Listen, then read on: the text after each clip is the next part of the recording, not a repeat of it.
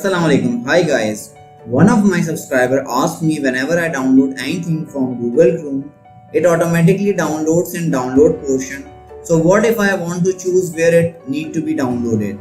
For example, if I click here, you see it is downloaded automatically, and sometimes we need to organize our file and we need to download certain things on the places. For example, this is an Excel sheet, so I want to save it in my Excel folder.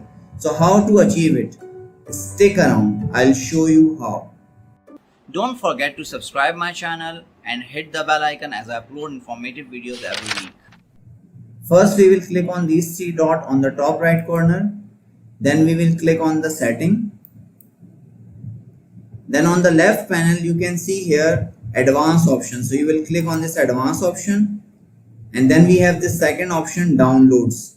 So just click on the downloads, and then you can see here that ask where to save each file before downloading. So you need to enable it. So after you enable it, by default it's disabled, so you need to enable it manually. Once you enable it, after this when you download anything, it will ask you where to save it. Now if I click on this download, it will ask me for the location to save the file. So for instance, if I choose my drive D and I want to save this in Excel, so I can easily save it there. It will be saved on that location.